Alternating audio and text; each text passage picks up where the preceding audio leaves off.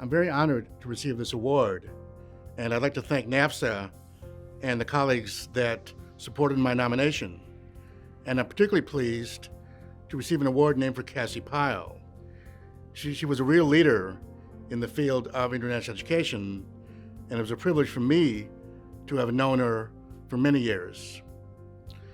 During my 15 years at the U.S. Information Agency, I managed the cooperative agreement between USIA and the Council for International Exchange of Scholars, which funded the administration of the Worldwide Fulbright Scholar Program. Cassie was CIS's executive director, so she and I worked together closely for a number of years until she retired in 1992. But for those of you that knew Cassie, you knew that she could never really retire. And I saw firsthand her strong leadership skills, the creativity she brought to her work, her deep dedication for international education, and the special way that she mentored her staff and so many other people engaged in international education.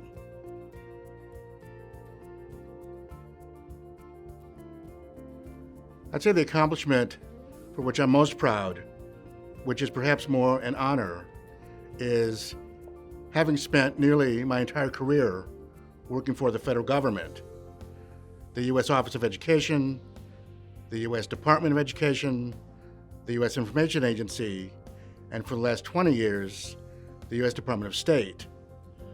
I've been a steward to the public trust, carrying out public-private partnerships, and I've been able to see for decades the unique and significant role that these programs have had in supporting international education all around the country and all over the world. 3 other accomplishments that I'd like to cite, for which I'm proud. The first is helping to expand Fulbright K-12 teacher exchanges from 7 countries, mainly in Western Europe, to 25 countries around the world. The Philippines, Australia, Argentina, Brazil, Colombia, Chile, Honduras, Mexico, Panama, Hungary, South Africa, and more. And I'm particularly gratified to see the impact this program has had on teachers, but also on students, on classrooms, on schools, in communities large and small across the United States and internationally. Senator Fulbright had it right. It is all about mutual understanding. Secondly, I've helped increase diversity and inclusion in international exchange, working to expand opportunities for the community college audience, for minority-serving institutions, and their students and faculty, and for people with disabilities. And as a firm believer in international exchange, I've been pleased to be able to help these diverse audiences learn more about opportunities available to them, but secondly, help them understand that international exchange can and should be for them as well. And lastly, in 2000, in discussing ways to implement President Clinton's recently issued International Education Policy Directive, I proposed creating International Education Week. And the idea was endorsed by leadership in the Department of Education and the Department of State, and with strong support from NAFSA and other organizations, the idea became reality. Fast forward 2 decades, and the plethora of activities taking place each year during IEW clearly has helped to introduce people to the international education enterprise and has amplified the value and benefits of international education that we practitioners know so well.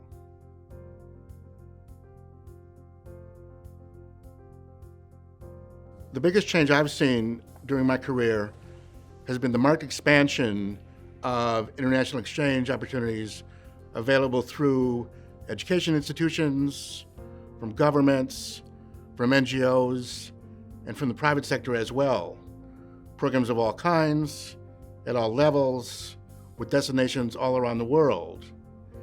Academic programs for undergraduates, for graduate students, for postgraduates, and more, including programs for faculty and administrators.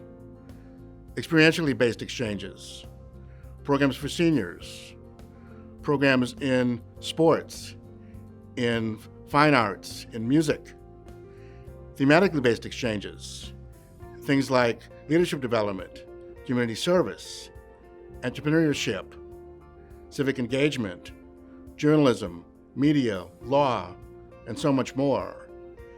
And the benefit has been that so many more people have participated in an exchange program, meeting their needs, their interests, their expectations, and matching their resource levels. And as a result, many more people have developed an informed international perspective, which I think is so important now in today's world.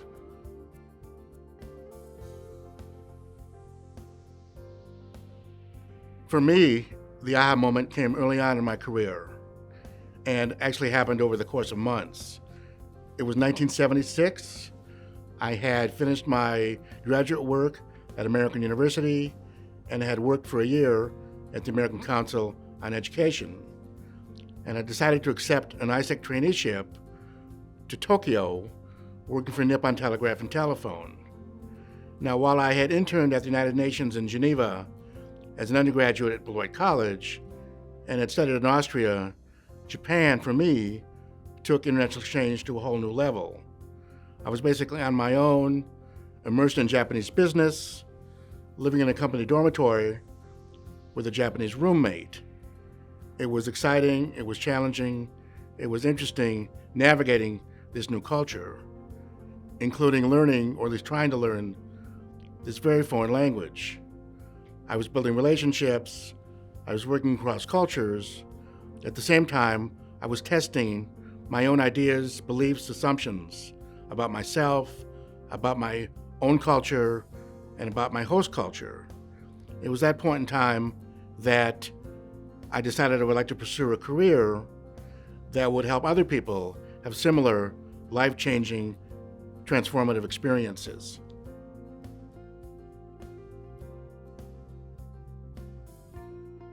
I'd like to see even more expansion of exchange opportunities for underrepresented audiences, exchanges at all levels, exchanges of all types. I think we need to do more to help underserved audiences understand the real value and benefits of being globally engaged, and that it's an asset for everyone. And I think international exchange is a great way to achieve that goal.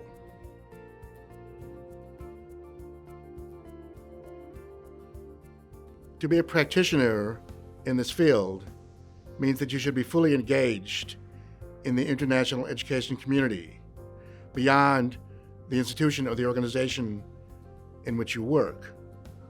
What do I mean by that? Belong to networks, start your own, join consortia, create others, take full advantage of the array of resources available to you, participate in workshops, in webinars, in symposia, do job-related training, attend conferences not just at the national and international level, but at the state and local and regional levels as well. Build connections between college and university programs and related K-12 activities. Work with the city, the town, the community around you, and develop partnerships both domestically and internationally. In terms of promoting international education, lead by example. Build upon your own personal experiences, skills, and interests, the passion that led you to the field of international education in the first place. I'm continually impressed by the true creativity, the energy, and the commitment I see from so many people in the field of international education and their amazing skill sets. It's what makes our enterprise so strong and so successful. And I think that strength and that success is enhanced by sharing with one another. Be part of that sharing process as a mentor, as a mentee. Learn from your colleagues, and in turn, give back. During my long international education career, I've been pleased to assist people in improving their skills, their expertise, their understanding, and helping them to succeed. But I can easily say that I've gained just as much, if not more, from what I've learned from people. It's all about the collaborative spirit and approach. It's what Cassie Pyle followed throughout her stellar career, and it's what NAFSA has epitomized now and throughout its history. You should follow that path as well. Thank you again for this wonderful award.